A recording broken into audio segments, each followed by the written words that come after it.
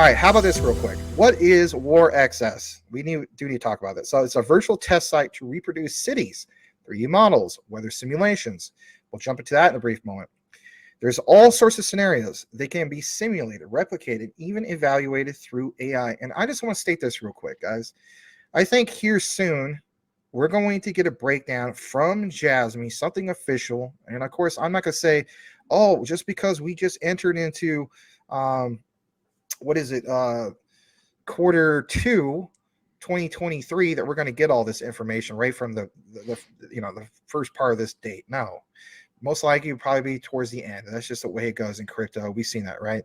But when they mention on the roadmap that we're going to get the AI engine, again, combined with what you see right here, wouldn't that make sense that you're going to see some of these scenarios being used through the AI technology that Jasmy is going to bring to the table? I'm just stating that. If we, basically gave you this outline connecting the dots, wouldn't that make sense? To me, that makes sense. Yeah. So it says, scenarios can be simulated, replicated, and evaluated through AI. We'll get to that a bit. Integrating and collaborating with Ryoden. All right, let's jump into this part about the cities. So as we load this up, it comes up with this right here. And here it is.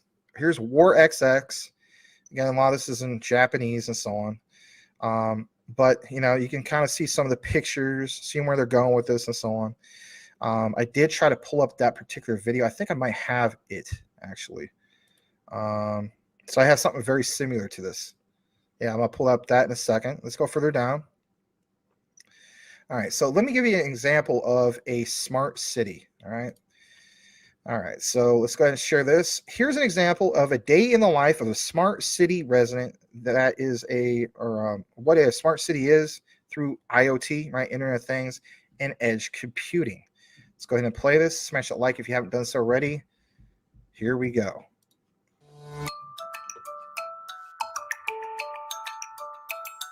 When I leave my house every morning, 5 days a week, my phone app tells me how long my commute to work will be.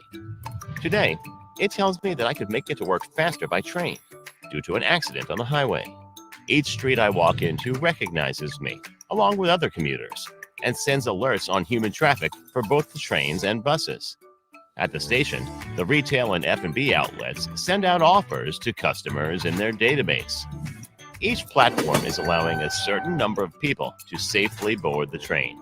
I board the train after a slight delay, and off I go.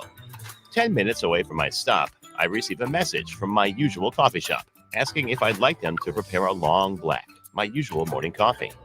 The train arrives at my stop, and I leave the platform as the exact amount for the ride is deducted from my account.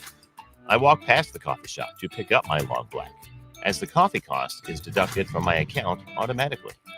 As I'm about 5 minutes away from the office, I get a message asking whether I'd like to get a vacant workstation prepared. I am given a few choices, and I pick one with a nice view.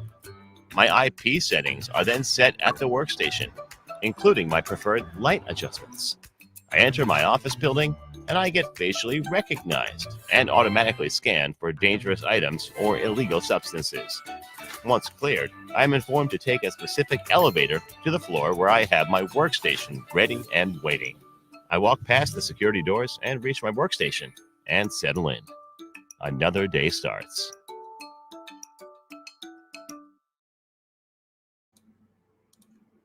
So, guys, that's just an example in regards to a smart city. That's not specifically from this project. I wanted to pull up that one, but the video wasn't available in regards to SXIM. But, I mean, come on. I mean, that gives you the gist of it. Yeah, all of that wraps everything up nicely, right? And it gives you those possibilities that can happen. And all of them make sense, and then, but yet, here we're going to have to figure out, facial recognition. Nobody wants to hear that, but it's a fact. It already exists today, right? We already have it in the US, whether you like it or not. Scanning you for, dangerous objects or illegal, substances or whatever. We have to do that for most places. You got to go to school. They might scan you for weapons, the airports, everything else. So, that stuff's already there. I don't see a huge problem with it. Obviously the older crowd is going to have an issue with that. Everything's so intrusive, but they don't I don't think, them getting up and going to work like that in the middle of the city, isn't really a big deal for a lot of them, because they don't do that. So I think the younger population will really dig something that prepares everything for them in advance. They don't have to worry about things being set up or being late to work because they chose the wrong route. Right. Right. Who was it? Abraham Lincoln said something like this. You can, well, I mean, this is kind of a remix of it, right? You can fool some of the people some of the time, or how about this? You can please some of the people some of the time. You can please most of the people most of the time, but you can't please all of the people all of the time. No. Yeah. No, you'll get pushback. But in other countries, this will be welcomed. Right, that kind of technology, moving everything forward would be welcomed. You don't have to pull out your wallet anymore. Everything's on your phone, or it's just automatic. So yeah, you just walk through your day. I mean, who knows? It's going to present different types of challenges. I'm sure it's some that we haven't even thought of yet. But that's this is progress. So we're talking about this whole thing about the smart cities. We gave you an example of that, right? So it says scenarios can be simulated, replicated, and evaluated through AI in regards to Warxss. Let's try to pull up some of this.